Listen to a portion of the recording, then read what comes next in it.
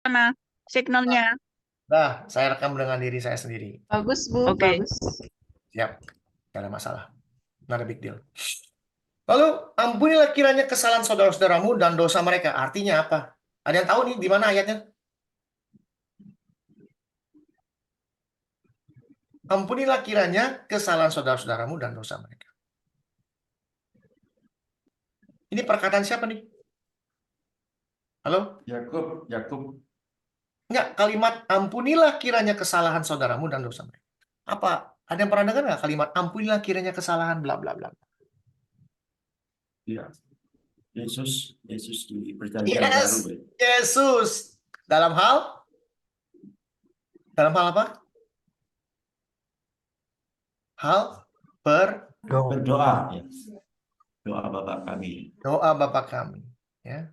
Ampunilah kami akan kesalahan kami seperti kami juga mengampuni orang yang bersalah kepada kami. Ampunilah kiranya kesalahan kami seperti kami sudah mengampuni orang yang bersalah kepada kami. Maka dari itu saya katakan kesalahan dan dosa itu dibedakan. Ya. Sebab mereka telah berbuat jahat kepadamu, maka sekarang ampunilah kiranya kesalahan yang dibuat hamba-hamba Allah ayahmu. Tadi dikatakan kesalahan dan dosa. Mereka sudah melakukan berdosa. Kenapa menjual saudaranya? Lalu berbohong kepada bapaknya berpuluh-puluh tahun. Itu dosa. Tapi karena sudah ada rekonsiliasi antara Yusuf dan saudara-saudaranya, bahkan bapaknya sendiri melihat Yusuf masih hidup, dan Yusuf sudah mengampuni kakak-kakaknya, dia rubah kalimatnya.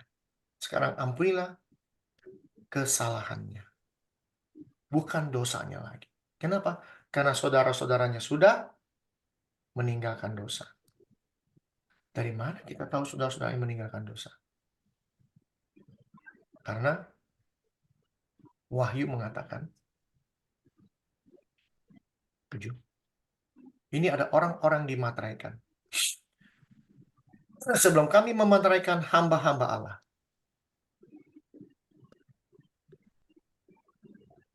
kesalahan yang dibuat hamba-hamba Allah. Siapa? Yehuda, Ruben, Gad, Asyar, Naftali, Manasye, Simeon, Lewi, Iskar, Zebulon, Yusuf, dan Benyamin. Nih, hamba-hamba Allah. Dan nama mereka ada di mana? Ada di gerbang. Ya. Gerbang itu temboknya besar tinggi, pintu gerbangnya ada 12 buah. Di atas pintu gerbang ada 12 malaikat. Dan di atasnya tertulis nama ke-12 suku Israel. Bayangin, di surga ada nama 12 suku Israel. Ya, ini cuma tambahan aja ya, kasih tahu. Lalu menangislah Yusuf ketika orang berkata demikian kepadanya. Ini saking takutnya, ini saudara-saudaranya nyuruh orang ngomong dia sama Yusuf, jangan sampai pas gue datang gue ditangkap, gue dipenggal. Suruh orang.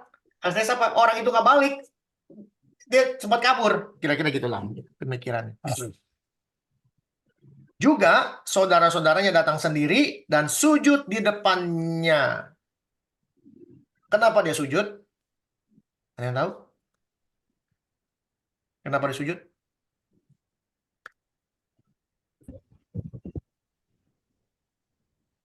Ada yang tahu? Minta maaf. Takut Yusuf balas dendam. Ya, karena dikatakan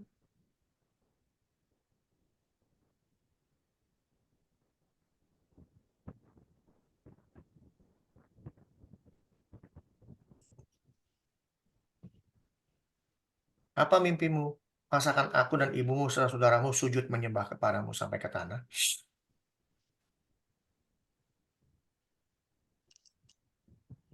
Apa yang dijanjikan Tuhan harus terjadi.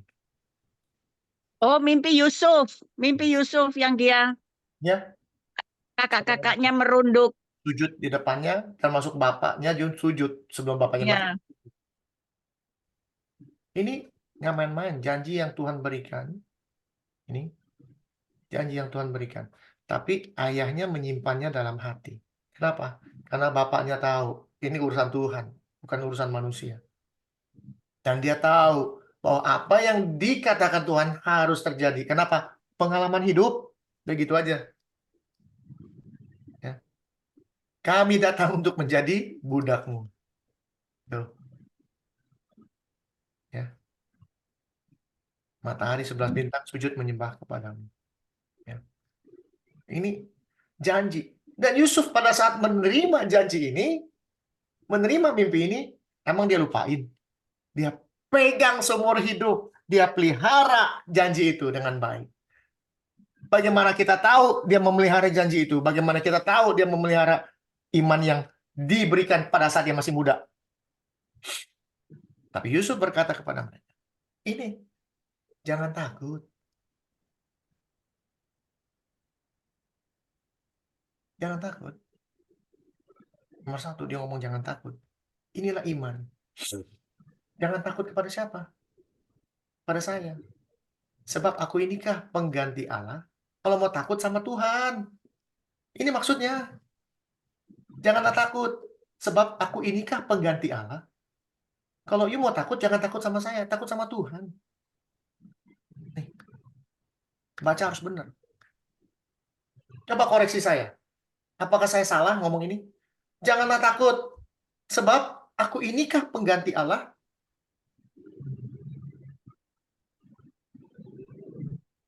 Kamu jangan takut sama saya. Kamu takut tuh sama hakim. Misalnya saya di kantor polisi, Pak, jangan takut sama saya, Pak. Bapak takut sama hakim yang bakal menjatuhi hukuman. Betul? Itu maksudnya.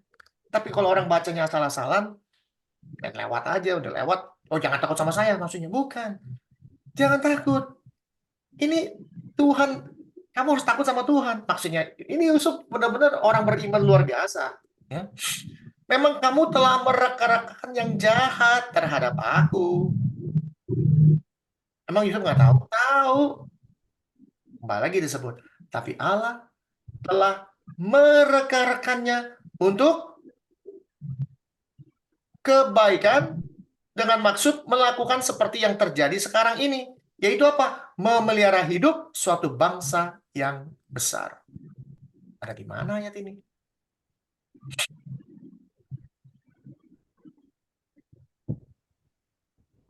Yeremia. Ayat paling terkenal.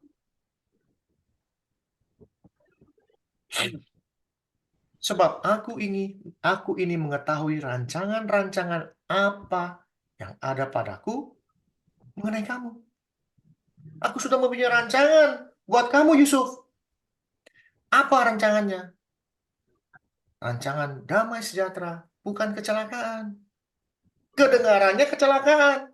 Padahal itu rancangan damai sejahtera. Untuk apa? Memberikan kepadamu hari depan yang penuh harapan. Rancangan Tuhan untuk kebaikan dengan maksud yang terjadi sekarang ini. Dulu, puluhan tahun yang lalu, you merancangkan yang jahat. Tapi Tuhan merancangkan yang baik. Bukan kecelakaan. Menurut kamu ini kecelakaan. Buat Tuhan, buat saya, ini adalah damai sejahtera. Kenapa? Yang akan datang, penuh hari depan, yang penuh hari depan, memelihara hidup kamu. Maka saya bilang, kalau tahu kejadian, ke belakangnya sama. Terus diulang. Sampai akhir zaman. Jadi janganlah takut. Baru dia sebut, aku akan menanggung makanmu dan makan anak-anakmu juga. Demikianlah yang menghiburkan mereka dan menenangkan hati mereka dengan perkataannya. Artinya apa? Kamu mau takut sama Tuhan. Jangan sama saya. Saya aja takut sama Tuhan. Sehingga saya harus mengampuni kamu, nomor satu. Kedua, saya harus memberi kamu tanggungan hidup. Karena saya satu-satunya yang menanggung hidup kalian. Ya. Nih. Yusuf meninggal. Adapun Yusuf, ia tetap tinggal di Mesir bersama kaum keluarganya. Yang Yusuf hidup 110 tahun. Di sini siapa yang sudah jadi orang Kristen lebih dari 30 tahun?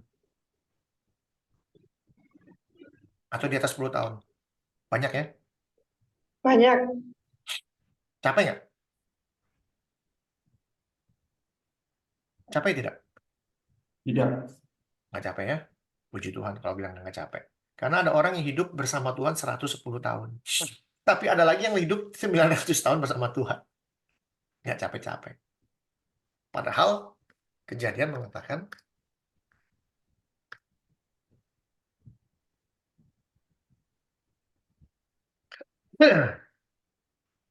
dengan bersusah payah engkau akan mencari rezekimu dari tanah seumur hidupmu. Ini Tuhan udah kasih ultimatum, harus terjadi atau enggak? Dengan susah payah engkau akan mencari rezekimu dari tanah seumur hidupmu, harus terjadi enggak?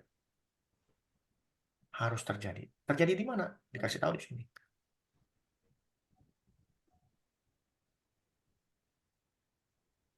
Setelah Lamek hidup 128 tahun, ia memperanakan seorang anak laki dan memberi nama Nuh kepadanya. Katanya, anak ini akan memberi kepada kita penghiburan dalam pekerjaan kita yang penuh susah payah di tanah yang terkutuk oleh Tuhan. Terbukti ratusan tahun. Dan terbukti sampai detik hari ini kalau orang cari rezeki setengah modal. Setuju? Tujuh. Jadi Yusuf sempat melihat anak cucu Efraim sampai keturunan ketiga. Kalau sampai keturunan ketiga berarti bukan cucu, cicit ya kalau nggak salah ya. Kalau anaknya punya anak berarti cucu. Cucunya punya anak, ya cicit berarti ya, ketiga ya. Cicit. Jadi Yusuf hidup sampai punya cicit. Juga anak-anak Makhir, Manasye, lahir di pangkuan Yusuf. Lihat, bagaimana dia memelihara janji Tuhan. Berkata Yusuf kepada saudara-saudaranya, tidak lama lagi aku akan mati.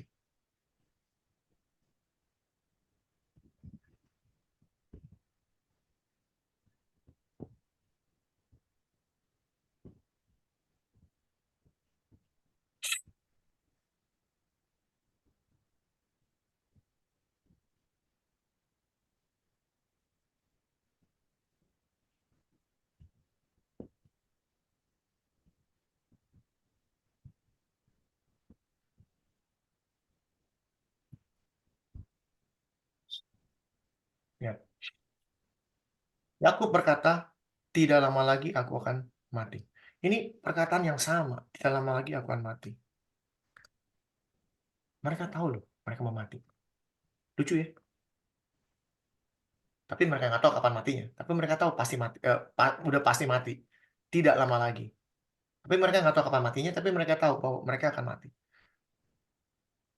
Pemeliharaan Tuhan lihat. Tentu Allah akan memperhatikan kamu. Membawa kamu keluar dari negeri ini. Ke negeri yang telah dijanjikannya dengan sumpah kepada Abraham, Ishak, dan Yakub. Apakah Yusuf lupa dengan janji Tuhan? No. Dia pegang estafet janji ini. Tentulah Tuhan akan memperhatikan kamu. Tempat kamu bukan di sini. Tempat kamu ke tanah yang dijanjikan kepada Abraham, Ishak, dan Yakub.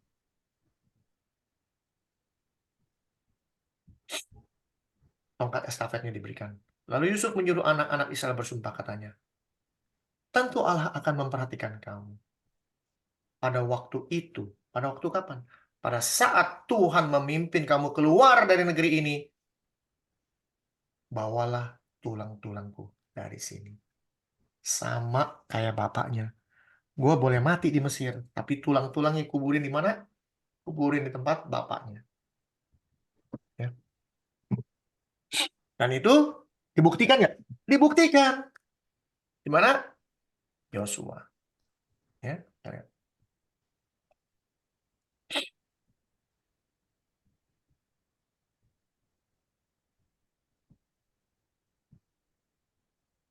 Mana tuh?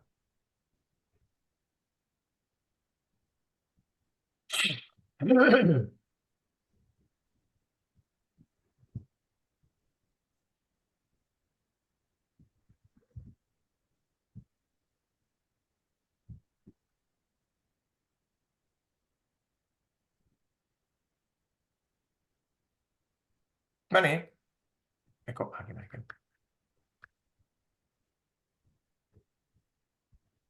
Yosua berapa ya? Lupa jadinya.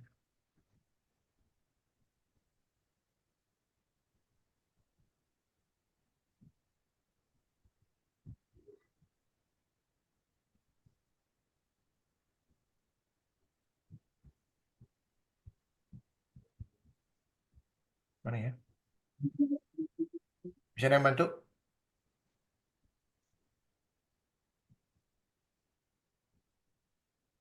Yang bantu?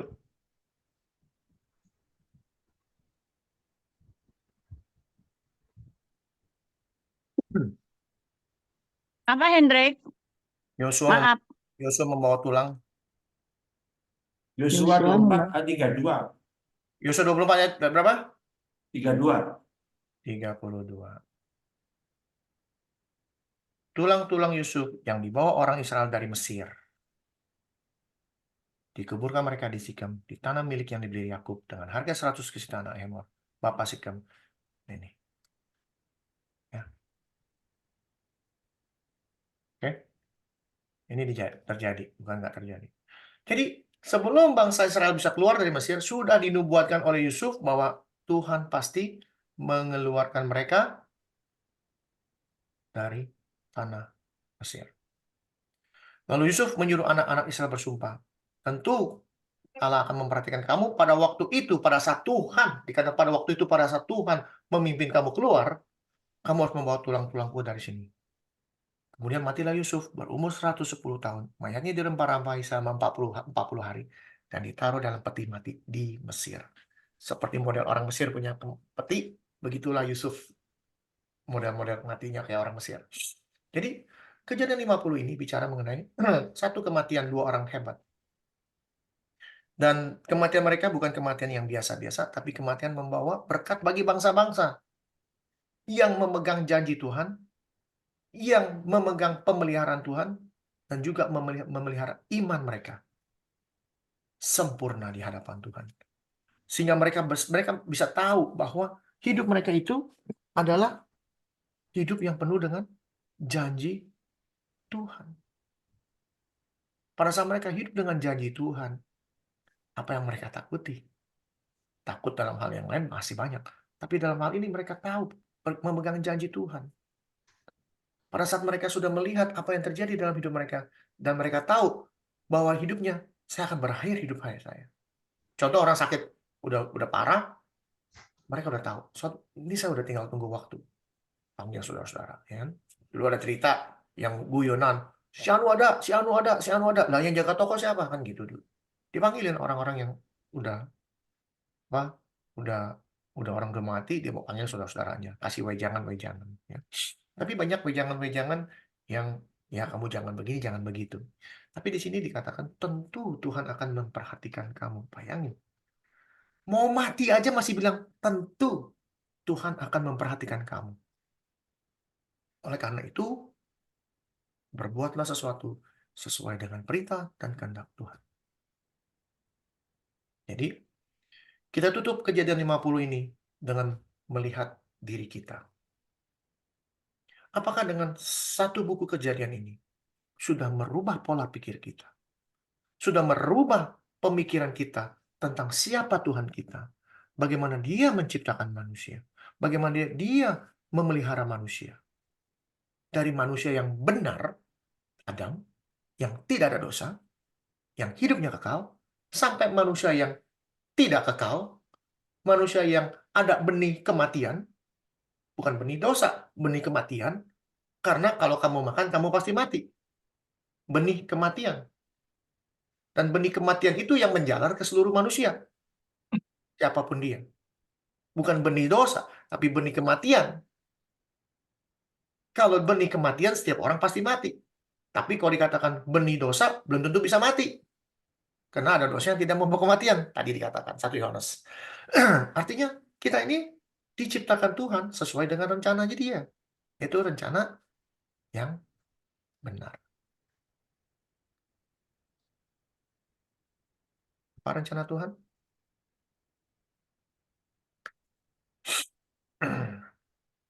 Sebab di dalam Dia Allah telah memilih kita sebelum dunia dijadikan supaya apa? Supaya kita kudus, tak bercacat di hadapannya. Dan orang-orang yang dipilih Tuhan itu adalah orang-orang yang kudus, yang tak bercacat di hadapan Tuhan. Bentar.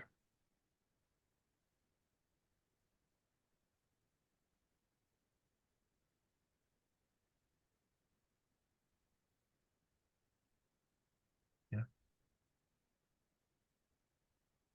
Orang-orang kudus yang tak bercacat di hadapan Tuhan, sehingga janji Tuhan itu jalan terus sampai kepada Kristus. Ya. Ini orang-orangnya. Kita sebutin. Ya. Dari Adam terus ke atas. Ini adalah orang-orang Abraham, Ishak, Yakub, Yehuda, Peros, bla bla bla. Ini adalah orang-orang yang menjalankan estafet. Menjalankan estafet kepada Kristus. Ya. Orang-orang yang benar. Orang-orang yang disebut anak-anak Allah. Orang-orang yang disebut memiliki benih-benih ilahi. Akhir kata, saya ambilkan satu ayat yang bagus ya.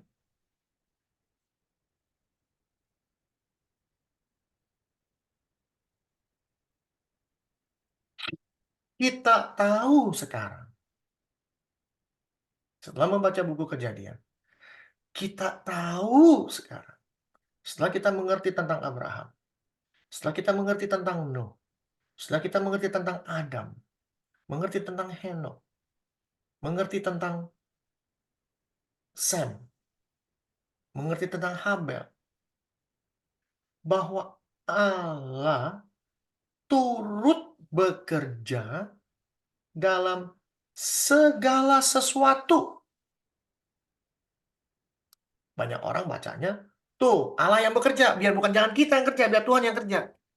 Tuhan bekerja dalam segala sesuatu artinya apa? Lihat bagaimana Yusuf, kalau dia nggak kerjain yang namanya jangan nyeleweng, dia nyeleweng, apakah bisa jadi raja? Enggak, udah pancung. Waktu si, apa itu, siapa istrinya? Potifar itu, kalau dia ikut-ikutan, udah dipancung di sana dia. Tapi dia tidak lakukan. Karena Allah turut bekerja dalam segala sesuatu untuk mendatangkan kebaikan bagi mereka yang mengasihi Dia. Ini syarat.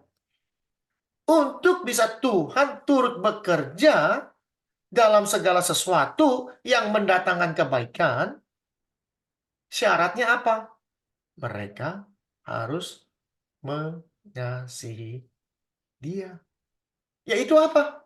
Yaitu bagi mereka yang terpanggil sesuai dengan rencana Allah. Tuh Pak, sudah dipredestinasi. Gimana dipredestinasi? Bukan dipredestinasi. Rencana Allah tadi kita sudah baca. Bahwa di dalam Dia sebelum dunia dijadikan, ini rencananya Dia. Yaitu apa? Supaya kudus tak bercacat di hadapannya. Ini rencana Allah. Yaitu orang yang sama menulis, Paulus, bahwa dia terpanggil supaya kudus dan tak bercacat. Itu rencana Allah untuk semua orang. Semua orang. Gak percaya? Kita buktikan ayat selanjutnya. Sebab semua orang, semua, siapapun dia, yang dipilihnya dari semula, mereka ditentukannya dari semula, dari dunia sebelum dijadikan, Efesus 1, untuk menjadi apa? Serupa dengan gambaran anaknya. Serupa dengan gambaran anaknya. Dari mana kita tahu? Kejadian 5 ngasih tahu bahwa inilah daftar keturunan Adam pada waktu manusia itu diciptakan oleh Allah. Dibuatnya lah dia menurut rupa Allah. Siapa rupanya? Rupa Kristus. Amin. Supaya jadi serupa dengan Kristus, supaya dia, Kristus, anaknya itu, artinya serupa apa? Kudus tak bercacat celah. Semua orang dipilih dari semula, ditentukan untuk hidup kudus, tak bercacat celah. Itu rencananya dia, karena dia serupa dengan Kristus. Kristus itu hidupnya kudus, tak bercacat celah. Sehingga dikatakan, Kristus menjadi yang sulung paling tua, paling atas di antara banyak saudara. Saudara apa? Saudaranya kita yang mau hidup kudus, tak bercacat celah.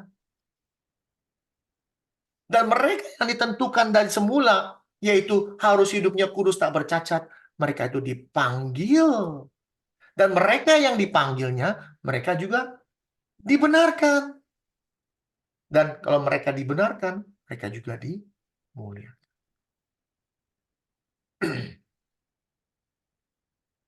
Jadi jangan sampai salah baca. Oke? Allah turut bekerja, bukan Allah yang bekerja. Allah bekerja pada saat kita lakukan. Kita tidak bisa mendapatkan mujizat Tuhan, kita tidak bisa mendapatkan pekerjaan yang Tuhan berikan kalau kita sendiri tidak mengasihi Dia. Bagaimana cara mengasihi Tuhan? Ada yang tahu? Bagaimana mengasihi Dia? Ada yang tahu cara? Merenungkan firman-Nya siang dan malam dan melakukan perintahnya. Waduh, itu 100 jawabannya. Jawabannya 100. 110 deh saya kasih. Jangan dong, jangan lebih-lebih ah. Lihat. Jikalau kamu mengasihi aku, kamu akan menuruti Perintah-perintahku. bagi mereka yang mengasihi Dia. Kalau kita mengasihi Kristus, Yesus bilang, kalau kamu mengasihi aku, kamu akan menuruti segala Perintahku. perintahku yang mana? Love each other like you love yourself. And Kita love lihat. God with all your lihat. heart, all your soul, Kita and lihat. your mind. Yes. Itu paling benar dah jawabannya 100. Itu dua hukum yang terutama. Dan di dalam dua hukum utama itu tercantum atau termasuk di dalamnya itu hukum apa aja? Hukum Taurat, Hukum Taurat. Hukum para 10 Tuhan. nabi, dan Mazmur. Ya. Kita lihat apa kata Tuhan. If you love me, keep my command. No, keep my commandments. If you love me, keep my commands. Perintahku, commands? No. Commandments. Ya. Perintah-perintahku, hukumku. Commandments.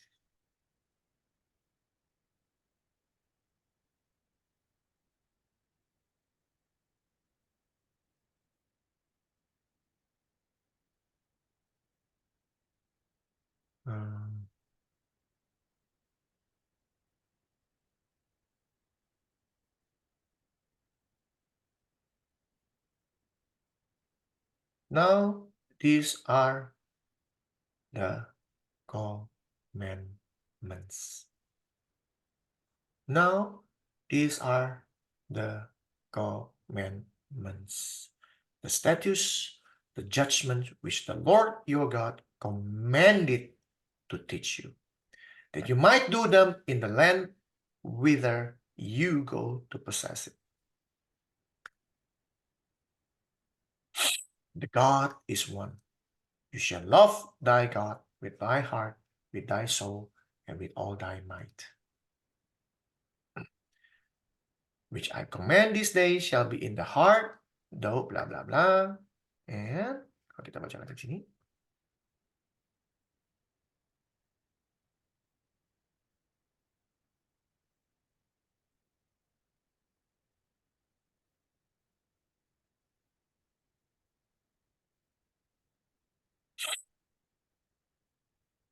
I am the Lord thy God. Thou shalt not have other gods, blah blah blah blah blah. Terus ini 10 hukum. And surely mercy in 2,000 of them that love me and keep my commandments. Okay. Terus.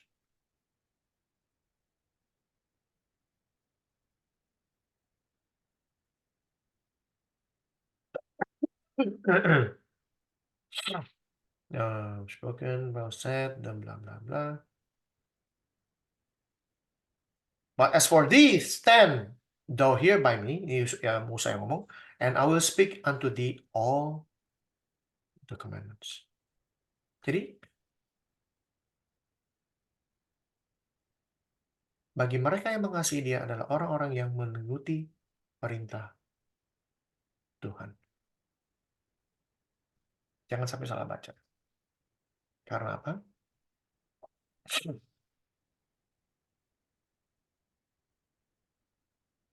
Yang penting di sini adalah ketekunan orang-orang kudus yang menuruti perintah Allah. Nomor 1 disebut. Do His commandments. Dan iman kepada Yesus. Ini penting sekali. Oke? Hiduplah benar. Bacalah firman Tuhan dengan baik. Jadilah pelaku-pelaku firman. Mengerti firman. Bukan menghafal firman. Kita hafal firman percuma. Kita nggak ngerti apa-apa. Tapi kalau kita mengerti firman, itu akan menjadi standar hidup kita. Apa yang kita lakukan dengan tangan kita, otak kita, hati kita kontrol dengan firman Tuhan. Firman Tuhan bilang kita jangan lakukan. Sehingga kita bisa berkata, ya is ya, tidak is tidak. Selebih dari itu berasal dari si